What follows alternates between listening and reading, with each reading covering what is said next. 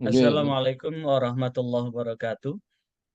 Alhamdulillah hari ini kita bisa ketemu Waalaikumsalam. ya, tafsir Ahkam 2 di semester 5 ini ya. Mudah-mudahan Nggih. perjumpaan kita ini senantiasa mendapatkan ridho Allah Subhanahu wa taala. Hari Amin. ini kita Amin. akan mengidentifikasi makanan-makanan tentang makanan yang Makanan. diharamkan ya. Tentang makanan. Kita Nggih. akan mengidentifikasi makanan-makanan yang diharamkan. Mudah-mudahan dengan kuliah ini kita tercerahkan untuk mencari yang halal. Tentu bukan hanya Nggih. halal, tapi juga sekaligus thayyibah dalam ridha Allah Baik. Subhanahu wa taala. Fatihah.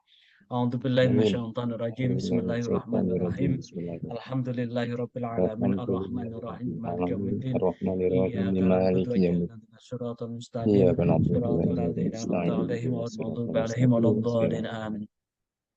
Maghdubi Mengutip apa yang 'alaihim. disampaikan oleh Imam Ghazali, makanan itu ada dua, makanan halal dan makanan haram.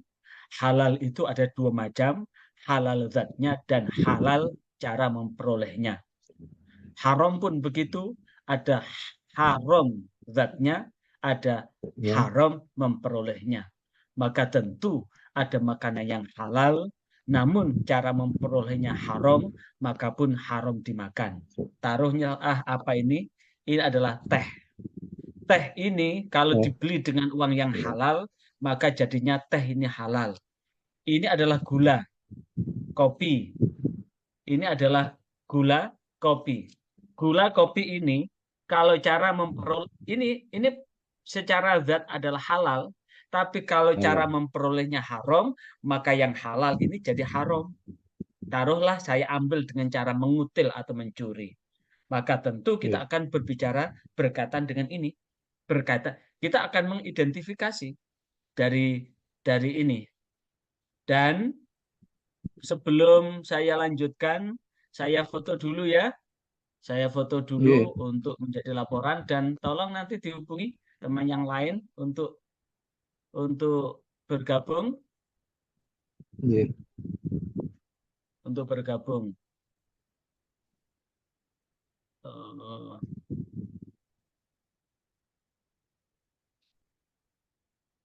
Kuliah. Tentu kita simak ya, ini materi yang sudah saya siapkan untuk kita diskusikan. Sekali lagi materi yang sudah saya siapkan untuk kita diskusikan. Karena sekarang ini kita sudah masuk pertemuan yang kedua, sehingga saya tidak perlu Nggih. menjelaskan terkait dengan RPS sudah langsung nanti saya share ya. Kita akan Nggih. membahas tentang ini, identifikasi ayat-ayat tentang makanan. Tentu makanan ini ada makanan yang halal dan makanan yang haram ya. Kita akan Nggih. langsung membuka Al-Quran Surah Al-Baqarah ayat 172, ayat 173, dan ayat 177. Di ayat 77. 172, A'udzubillahi minasyaitonirrajim. Ya ayyuhalladzina amanu kulu min thayyibati ma razaqnakum washkuru lillahi in kuntum iyyahu ta'budun. Ya ayyuhalladzina amanu, hai orang-orang yang beriman, kulu, makanlah kalian semua min thayyibati ma, dari makanan, dari apa yang baik, rozaqnakum, yang telah aku rizkikan kepadamu, washkuru, bersyukurlah kalian semua lillahi, kepada Allah, in kuntum, jikalau kamu semua dalam keadaan iyahu, kepada Allah, ta'budun, kamu semua adalah mengabdi kepada Allah. Di ayat 173 Allah sudah sangat jelas, innama harramallahu alaikumul maitata, sesungguhnya Allah mengharamkan untuk kamu semua al-maitata, bangkai, waddama, darah, walah mal khinzir, dan daging Daging. daging daging khinzir. Khinzir itu apa? Babi, celeng. Wa ma'uhillah, dan apa yang disembelih bihi dengan itu, li ghairillah, bukan karena Allah. Faman itu ghairu bagin wala adin fala isma. Namun barang siapa yang darurat, selama itu tidak melampaui batas, maka tidak dosa. Kadar kedaruratan sampai di mana begitu. Kemudian di ayat 187, di ayat 187, A'udzubillahi minasyaitonirrajim. Laisal birra an tuwal wujuhakum qibalal masyriq wal maghrib walakinnal birra man amana bil yawmil akhir wal malaikati wal kitab wan nabiyyi wa atal mal ala hubbihi dzawil qurba wal yatam wal masakin wa bani sabil wasain wa fir riqab wa qamus salata zakah wal mufuna bi ahdin idza ahadu. 100 berapa? 77. 77. Idza ahadu wasabina fil ba'si wal dhad wa hinal ba's ulaika alladziina sadaqu wa ulaika humul muttaqun. Ini hubungannya dengan apa? Wa atal mal ala hubbihi. Untuk apa? Ini diawali dengan laisal birro, laisal birro. Tidak. Laisal birro antual wujuhakum.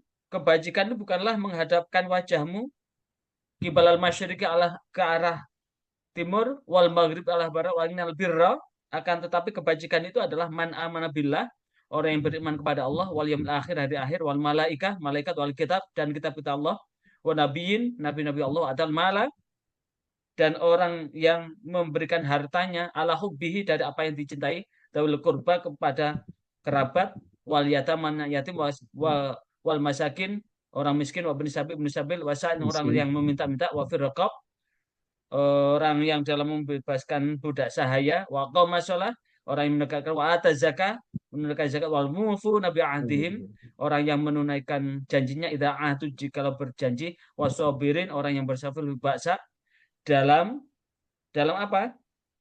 Dalam kemelaratan, wadoro, dan penderitaan, wahinal ba's, dan pada saat peperangan, ulaikal ladina sodaku, dan mereka itu orang yang membenarkan, wa ulaika humul muttaqun, dan mereka itu termasuk orang yang bertakwa. Itu di ayat 177. Tentu di ayat 177 itu lebih luas lagi. Di ayat 177 itu lebih luas lagi. Tolong ya. Kita lanjut. Di ini di Al-Quran surah Al-Baqarah ayat 172, ya, nggak kelihatan. Di ayat 172 sangat jelas. Saya buka langsung di tafsir Al-Qurtubi. Karena di tafsir Al-Qurtubi ini lebih rinci daripada tafsir Ibnu Katsir. Di tafsir Al-Qurtubi surah Al-Baqarah ayat 107 adalah hadza ta'kidu li amril awal. Ini adalah menegaskan, menguatkan untuk perkara yang pertama. Wa khassa lil mu'minin, khusus untuk orang yang beriman, huna li dzikri, bidzikri, dengan zikir tafdilan yang lebih utama. Wal muradu, yang dimaksudkan adalah bil akli intifa, dengan makan yang membawa kemanfaatan, min jami wujuh, dari seluruh wujud. Wakila wal aklul muqtad, makanan yang sangat jelas. Wa fi sahih Muslim, ditegaskan di dalam sahih Muslim, an Abi Hurairah, dari Abu Hurairah radhiyallahu anhu, qala Rasulullah sallallahu alaihi wasallam, ya ayyuhan nas innallaha ta'ala thayyibun la yaqbalu illa thayyiban. Satu panggilan Allah kepada manusia. Ini berarti berlaku kepada manusia seluruhnya tanpa kecuali. Apakah mereka itu beriman atau tidak? Yang tidak beriman, karena khitabnya adalah ya ayyuhan nas, wahai manusia. Ya ayyuhan nas. Innallaha ta'ala, sesungguhnya Allah Ta'ala, thayyibun, itu baik. La yaqbalu, tidak akan menerima illa thayyiban, kecuali yang baik. Allah itu thayyib, tidak akan menerima apapun kecuali yang baik. Wa innallaha, dan sesungguhnya Allah, amaral mu'minin, memerintahkan kepada orang yang beriman, bima amarobihi, dengan apa yang diperintahkan, dengan perintah Allah itu, yang diperintahkan dengan al-mursalin, kepada orang yang diutus oleh Allah. Faqala ya ayyuhar rusul, apa perintah Allah pada rasulnya? Ya ayyuhar rusul, wahai para rasul. Itu berarti dari Nabi Adam sampai Nabi Muhammad. Dari Nabi Adam sampai Nabi Muhammad. Manusia seluruhnya yang ada di muka bumi ini adalah anak cucu Adam, bukan anak cucu kera. Sekali lagi, manusia yang ada di muka bumi ini dengan berbagai warna ras, kulit, agama, suku, dan adat istiadat ini adalah seluruhnya adalah anak Adam. Anak turun dari Nabi Adam, bukan anak cucu kera. Dan itu sudah diperintahkan Allah kepada Rasul Allah sejak Nabi Adam sampai Nabi Muhammad. Apa perintahnya? Gulu, makanlah kalian semua min thayyibat, dari yang baik-baik. Wa'malu, bekerjalah kalian solihan dengan baik. Ini sesungguhnya aku bima terhadap sesuatu ta'malun yang kamu kerjakan, alimun maha mengetahui.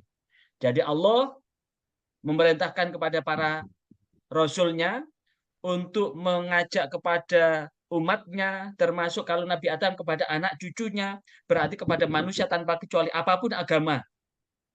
Apakah itu Islam, Kristen, Katolik, Hindu, Buddha, Konghucu, Majusi, seluruhnya adalah anak cucu Nabi Adam. Sekali lagi, seluruhnya anak cucu Nabi Adam. Diperintahkan untuk gulu min thayyibat. Makanlah dari yang baik-baik. Yang baik itu berarti halal dan bergizi. Wa'malu sholiha inni bima ta'maluna khabir. Inni bima ta'maluna alim. Dan Allah memerintahkan untuk bekerja yang baik. Berarti mencari hasil kerja yang baik. Dan Allah maha mengetahui, berarti Allah akan maha memperhitungkan apapun yang kita lakukan. Di dalam firman Allah yang lain, ya ayyuhalladzina amanu, wahai orang yang beriman. Nah, ini baru wahai orang yang beriman. Gulu min thayyibati ma razaqnakum. Makanlah kalian semua wahai orang yang beriman dari yang baik. Baik itu berarti halal dan bergizi. Ma razaqnakum, dari apa yang kami rizkikan kepadamu. Summa dzakara rajulu yutilu safaro ash'atha aghbara yamutu yatehi ila sama. Ini disebutkan ada seorang laki-laki yang menengadahkan tangannya dan dia berdoa ke langit. Apa doanya? Ya Robbi, mata'amuhu haramun. Ya Tuhan, makanannya adalah haram. Masyrabuhu haramun, malbasuhu haramun, wa ghudhiyu bil haram, dan sarapannya dengan haram. Fa anna yustajabu lidzalika washkuril in kuntum iyyau ta'budun. Nah, ini sangat jelas sekali bahwa apapun alasannya, ini tidak boleh kemudian mencari yang haram, menengadahkan yang haram, makan yang haram, minumannya haram, pakaiannya haram, sarapannya haram. Dan Allah memerintahkan washkurulillah, untuk bersyukur. Jadi kita dikasih segalanya oleh Allah, seluruhnya terbentang di muka bumi ini. Kalau kita hitung yang dihalalkan, yang diharamkan, jauh lebih banyak yang dihalalkan. Kenapa pilih yang haram? Itulah. Itu di ayat 172. Di ayat 173 dari apa tadi? Innamal haram alaikumul maitatan wa ma ila akhirih tadi. Ada di sini di tafsir Al-Qurtubi terdapat arba wa salasun masalah, ada 34 masalah ini. Tapi tidak akan saya baca sampaikan seluruhnya. Nanti silahkan dibuka di tafsir Al-Qurtubi. Hanya beberapa aja yang bisa saya sampaikan. Yang pertama al-ula, yang pertama qaulu ta'ala, innama harrama alaikumul maitata. Sesungguhnya Allah mengharamkan kepadamu bangkai. Inama kalimat doa lil hasri tatadammanu nafya wal isbat. Falsubita matana waluhu hitab wa tanfi ma adahu wa qad hasarat hunat tahrim. Ini disebutkan bahwa khitab ini Allah menegaskan bahwa bangkai itu haram. Sekali lagi, bangkai itu haram. keharumannya dijelaskan yang mana yang termasuk bangkai yang haram itu, karena di antara sekian bangkai yang ada di muka bumi ini ada di darat dan di laut. Di sisi yang lain ada bangkai yang diharamkan, ada bangkai yang dihalalkan. Bangkai yang dihalalkan itu apa? Bangkai hewan yang ada di laut, di air itu halal, ikan halal, apa yang ada di laut itu halal. Tapi bangkai yang di darat seluruhnya bangkai itu haram. Berarti innama harama alaikumul maitata, sesungguhnya Allah mengharamkan buat kamu al-maitah itu bisa ditaksis, itu adalah ada bangkai yang ditaksis, bangkai yang dihalalkan, yaitu bangkai yang ada di laut. Persoalan yang kedua, wasani maitatu nusiba bi harroma wama kafatu wa yajuzu anta ja'ala bi makna ladhi mumfasilatan ila hadin wa turfa'u maitatu wa damu alamul hinsir. Di situ dijelaskan bahwa maitatu dinasabkan dengan biharroma dinasabkan dengan harroma, maka fatun wa yajuzu anta ja'alaha bimakna alladhi mumfasilatan ila hadin, dimaknakan bagian dari satu bagian, diperinci dari bagian. Watarfa'u kalau maitata kalau dibaca maitata itu berarti maka fatun ya juzu anta jala bimakna, maknanya adalah munfasilatun, diperinci dengan dalam satu bagian. Namun jikalau di watur fa'u dirofakan dengan menjadi maitatu, kemudian maktufnya wadamu darah, walahmu daging, berarti ini menunjukkan kabar anna wahya apa? Qiraatu Ibnu Abi Ablata wa fi harrama dhamirun ya'udu ala ladhi. Ini dikembalikan pada innama sona'u kaidun sahir.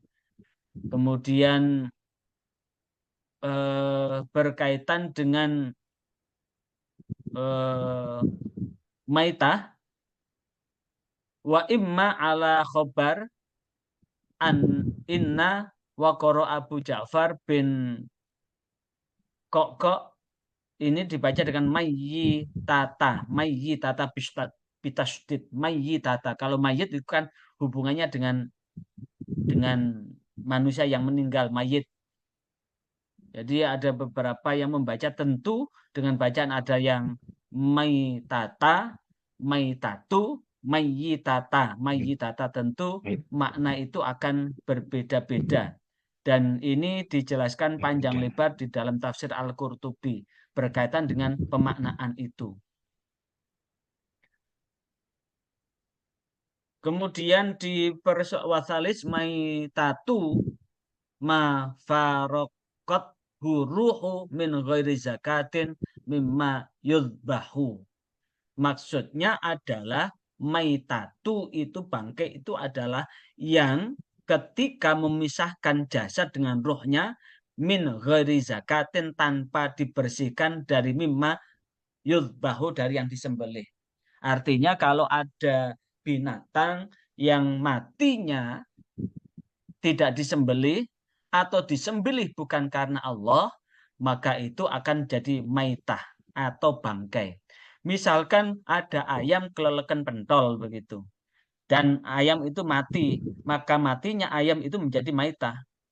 Atau ada ayam yang disembelih, tapi tidak disembelih dengan bismillah, dengan nama berhala, dengan nama ini disembelih, maka itu tidak min ghairi itu tidak zakatin mimma dzubiha, tapi itu masuk min ghairi zakatin mimma dzubiha, yang disembelih tidak dengan kebersihan. Wa ma laisa bimakul wa zakatuhu kamautihi, maka itu tidak boleh dimakan. Namun jikalau ada kemudian ada binatang, diterkam ada binatang yang boleh dimakan, kemudian diterkam binatang buas, bagaimana? Ini akan dijelaskan di dalam Al-Quran surah Al-An'am yang akan kita bahas pada bahasan yang akan datang. Persoalan yang keempat, warrobi'atu hadil ayah amah. Ini bersifat umum, dakholaha tahsisun biqaulihi alaihissalam. Ayat ini bersifat umum, sifatnya adalah kepada bangkai keseluruhan. Namun tahsis ditahsis biqaulihi alaihissalam dengan hadis Rasulullah SAW. Uhillat lana maitatani al-hutu wal jaradu wadumani kabidul tihal. Namun dari bangkai itu ditahsis. Uhillat dihalalkan lana buat kita semua maitatani dua bangkai. Apa itu bangkai? Al-hut ikan. Wal jaradu belalang. Jaradu belalang. Kenapa? Karena untuk belalang. Kenapa belalang? Karena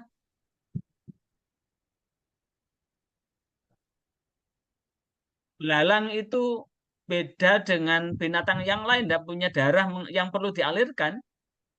Belalang itu tidak punya darah yang dialirkan. Makanya kalau kemudian ada makan belalang kemudian digoreng, makan belalang apapun, walang kayu, walang kadut, dan walang yang lain, walang itu kan belalang itu. Kemudian persoalan yang kelima, waqad ikhtalafan nas fi taswisi kitaballah fi sunnatin. Ada yang berbeda pendapat tentang tahsis itu di dalam Al-Quran dan dengan sunnah, ma'ikhtilafihim fi dzalika, berserta perbedaan dalam masalah itu adalah ittafaqu. Mereka semua mufakat al-annahu la yajuzu tahsisuhu bil hadis dha'ifin. Tapi ada yang berpendapat bahwa ayat ini sudah qat'i, tidak bisa kemudian ditahsis dengan hadis yang lemah.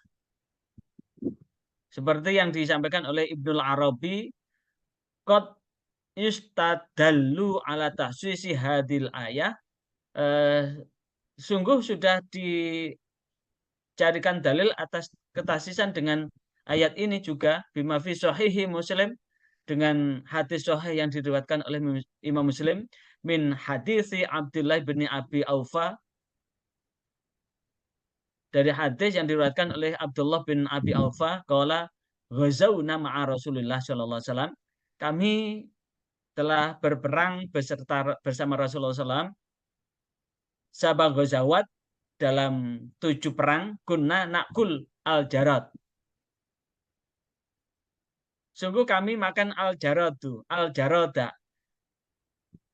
Kunna nakulu, kunna ono sapa kita, nakulu mangan sapa kita al-jarada yang jarad. Al-jarad itu apa? Belalang. Ma'ahu bersama Rasulullah. Jadi kesaksian dari Abdullah bin Abi Aufa ini telah mengikuti 7 kali perang bersama Rasulullah, dan sahabat ini makan belalang, Rasulullah pun makan. Ini menunjukkan bahwa bisa, bahwa ulama yang menolak bahwa mentahsis Al-Quran yang qat'i dengan hadis, maka bisa dibantah dengan ini. Wadhahiru aklu kaifama mata bi'ilajin au hatfal anfih. Bihadza qala Ibnu Nafi, Ibnu Abdul Hakim, wa ulama, dan ini diikuti oleh, dan di dalam madhab Imam Syafi'i, Abu Hanifah, dan selain itu adalah yang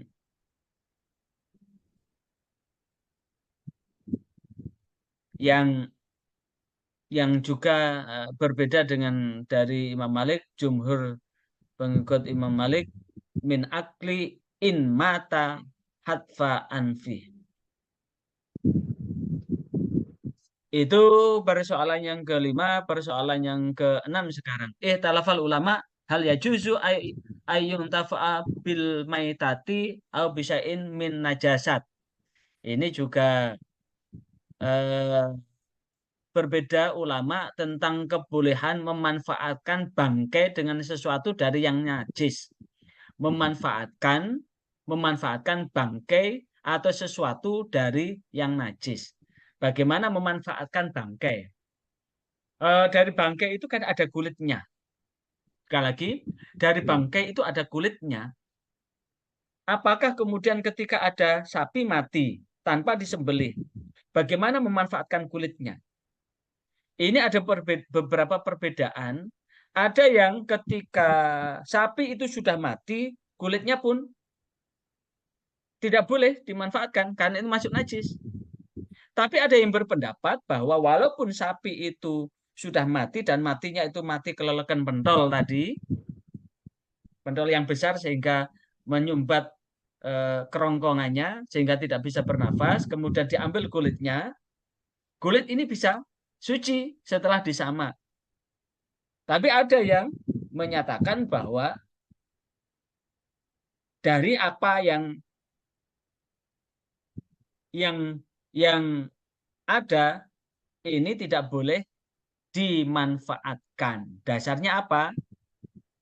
Ini fi hadis Abdullah bin Ukaim la tantafi'u minal maitati bi idhabi wala asobi.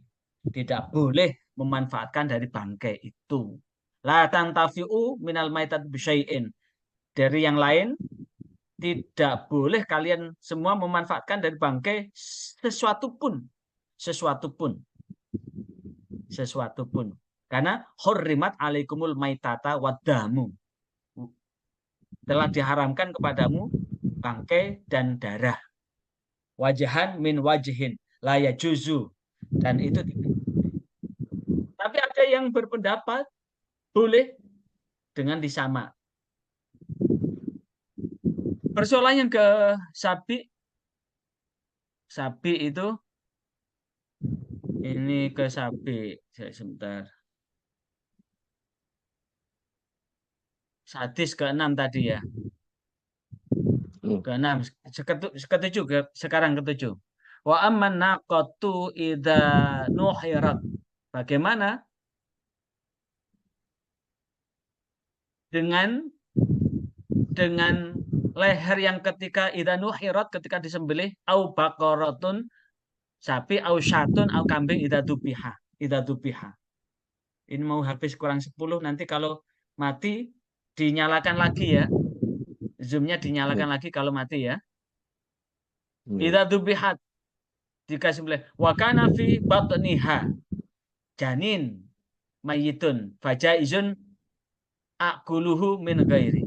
Nah, ini apabila kambing atau sapi atau kambing jika disembelih dan di perutnya itu ada janin dan janin itu ikut mati, maka itu fajaizun akluhu min ghairi tadqiyatiha lahu fi nafsihi.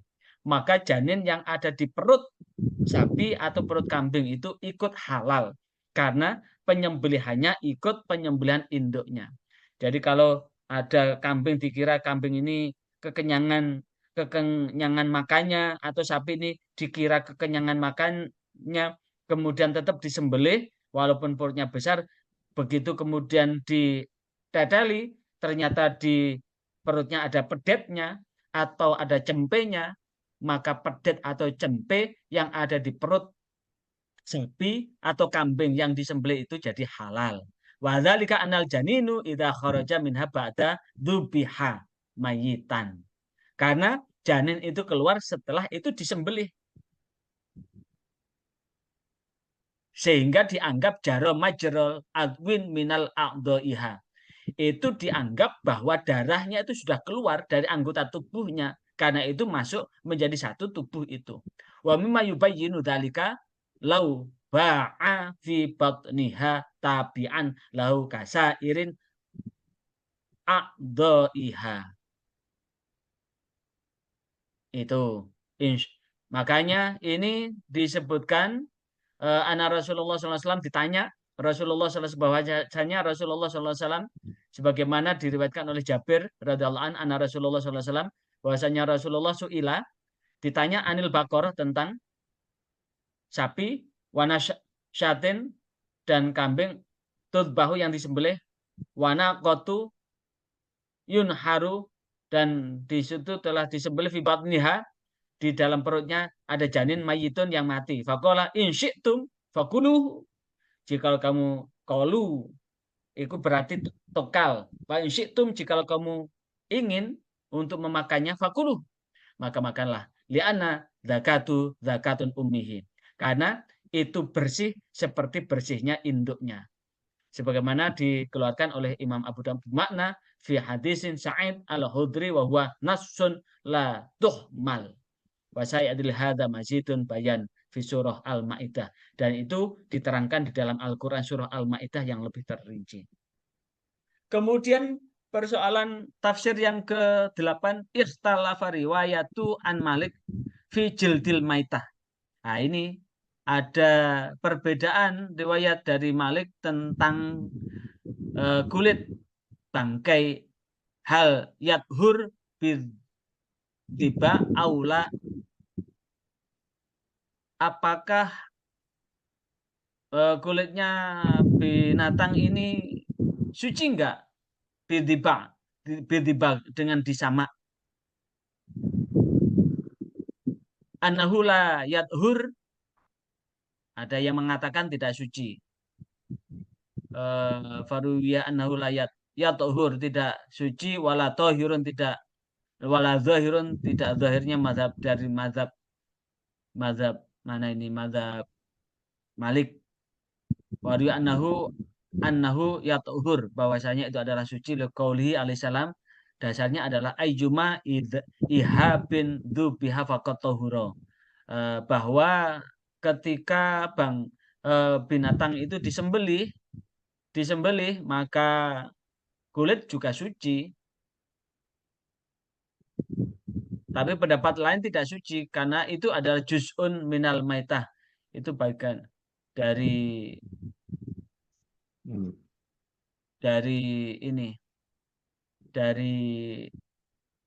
dari binatang yang sudah jadi bangkai tadi, dikiaskan dengan apa, dagingnya.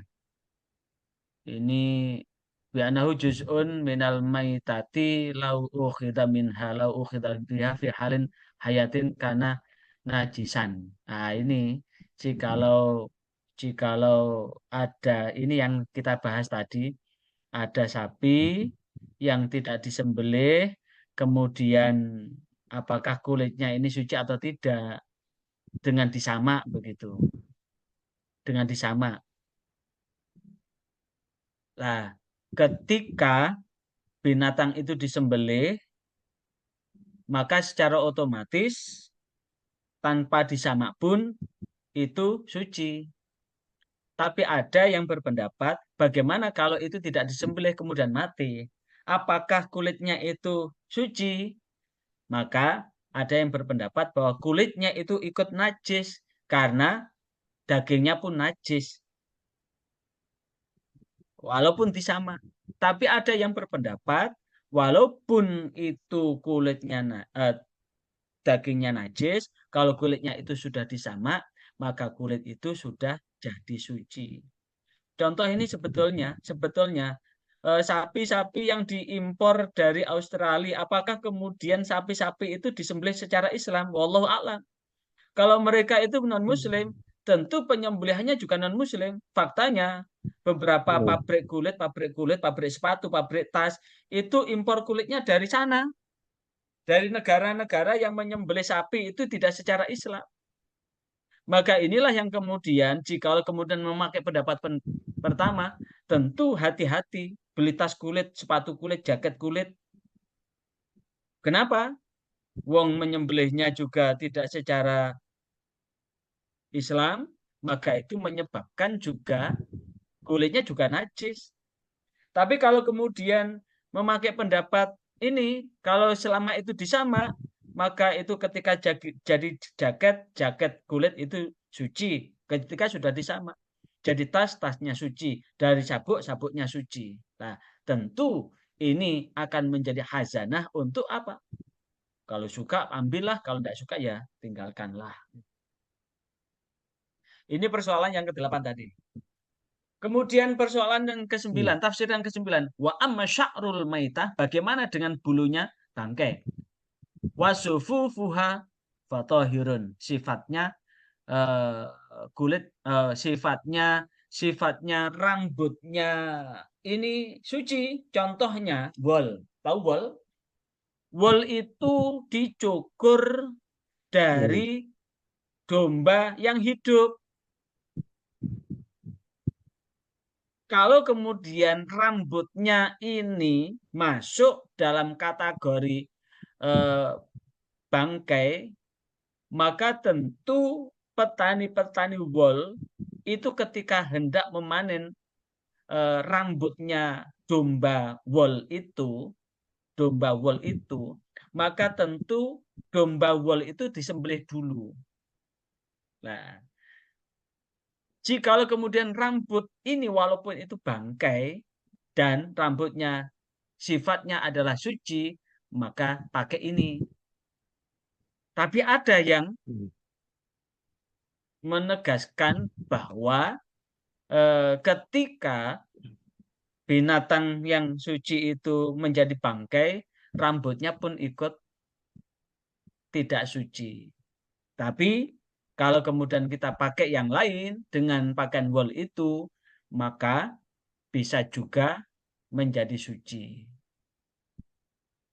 Ini ani Nabi Shallallahu Alaihi Wasallam la ba'sa bimaskil maitati idza tubiha wa sufufiha wa sya'riha idza ghusila.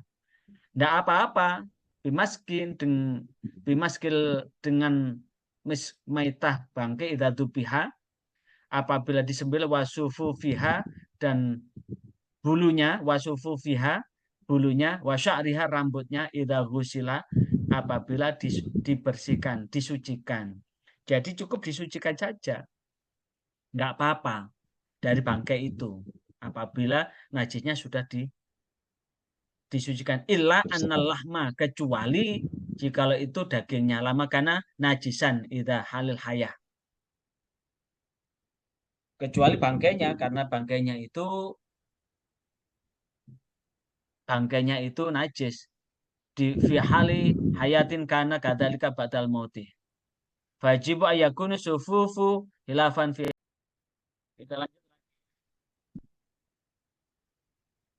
lanjut lagi.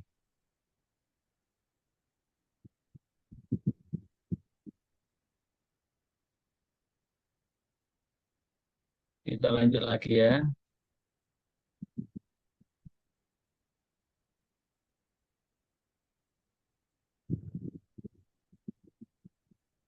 Ini masuk persoalan yang ke-9 ya, tafsir yang ke-9. Lah bahasa ya. Sekarang yang ke-10. Sekarang yang ke-10.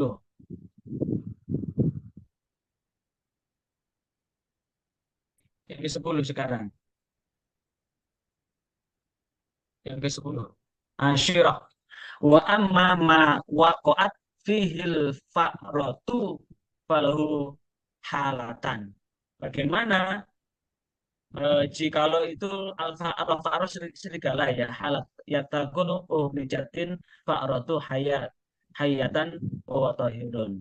Jikalau itu diterkam serigala binatang yang suci itu maka wa in matat fi hal jikalau kemudian binatang itu fa'rotun itu apa? Fa'rotun. Fa'rotun. Sudah. Yang ke-10 ya. Tikus itu haram. Nah, terkait dengan tikus ya, ada dua pendapat. Bagaimana dengan tikus itu? Ma'ian. Bainahu najasun jam'uhu. Najis seluruhnya tikus itu.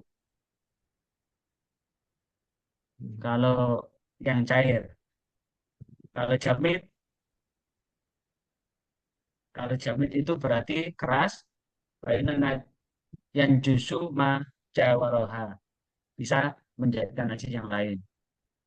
Ini bagaimana wa yuntafa'u bima bagi wahwa toharatihi mensucikan lima ruya Nabi sallallahu alaihi wasallam bahwasanya Rasulullah tanya tentang al-fa'rati anil fa'rati tentang tikus takau fihi sami padamu tuh kemudian mati wa karena jamdan jikalau tikus itu bangkai tikus itu jamit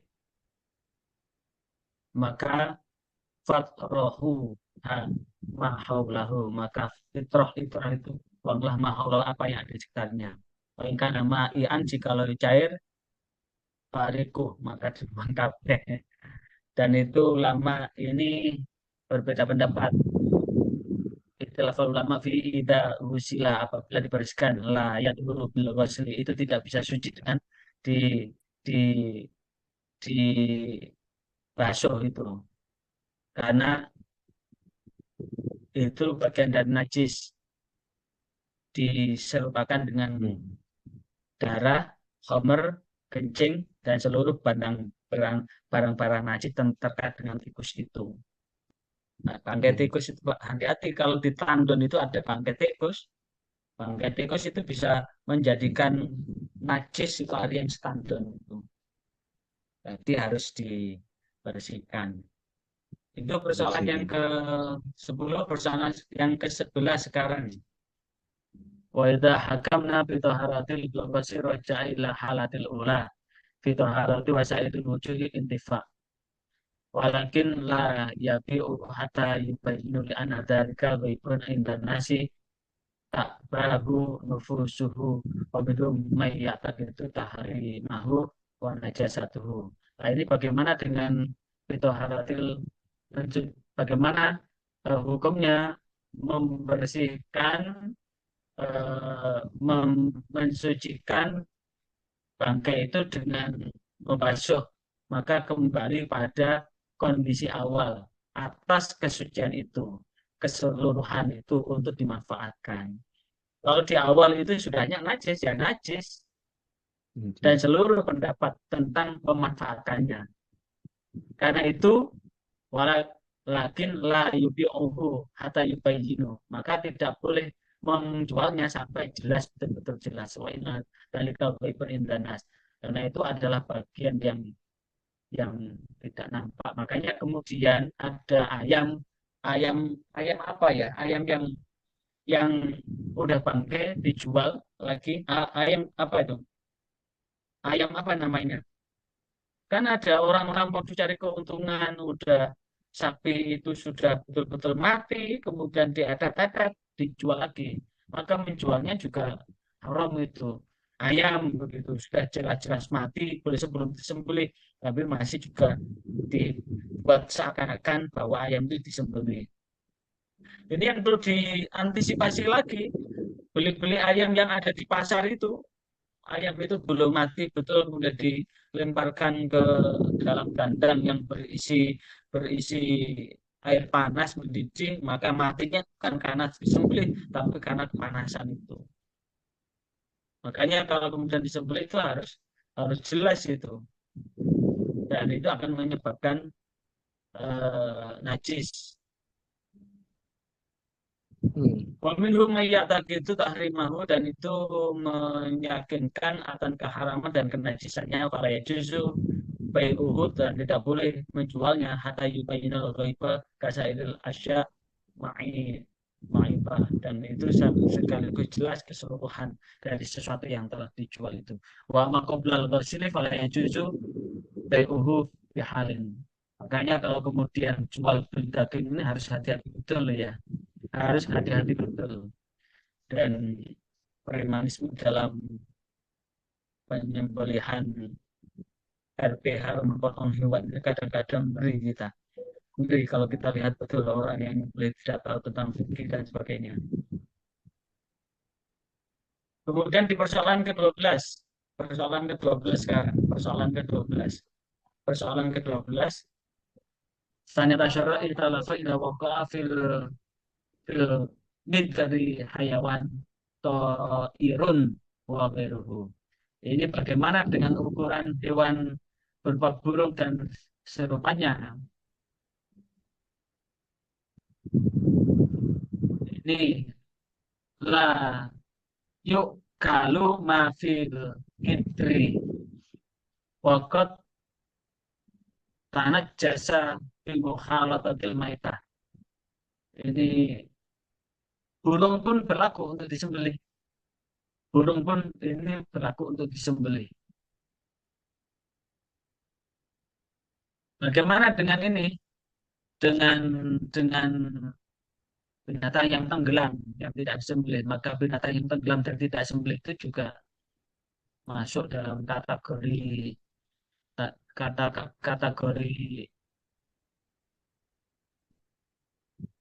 bangkai juga. Kemudian yang ke-13 adalah infahatul maitati walabanul maitah. Eh, susunya bangkai bagaimana susu nah ini dari pendapat secara umum dari karena najasun li umumi qouli ta'ala. Ini najis dengan umumnya dari khurimat alikumul maitah, telah diharamkan kepada al-maitah. Namun itu menurut Syafi'i. Kalau menurut Abu Hanifah, bahwa susu dari bangkai, kalau kemudian ada bangkai kemudian dipecedek keluar susunya suci. Tapi kalau menurut Syafi'i, kalau itu induknya sudah jadi bangkai, maka keluar susunya najis. Kalau menurut Abu Hanifah susunya suci karena susu dengan bangkai itu beda, sama dengan telur. Telur bagaimana kalau ayam mati, di dalamnya masih ada telur, telur ayam itu suci. Kan? Nah ini, karena telur itu beda. Eh, kemudian bagaimana? Dan Imam Malik, nahu kauli Abu Hanifah, sama inadalikala yang jusu bil mauti. Tidak najis dengan bangkai, kematian bangkai itu. Lakinna yang jusu bimuja walatil bi'ain najisin.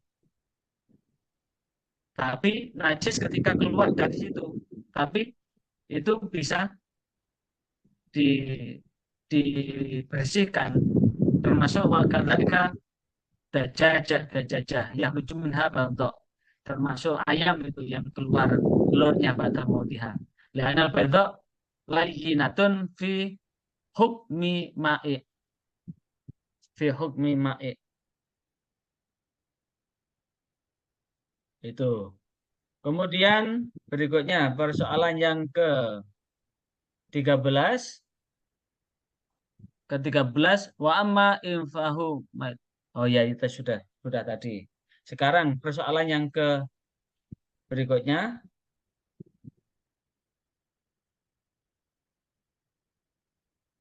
Ya.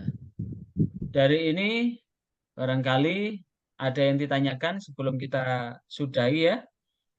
Sebelum kita sudahi, silakan. Barangkali ada yang ditanyakan. 1,5 jam kita melakukan ini. Ada yang ditanyakan? Cukup ya? Saya mau masuk Cukup. ini. Ya, Nanti cukup, kita Pak. akan ketemu ya. Habis maghrib ya. Hadis akam Habis ya. maghrib.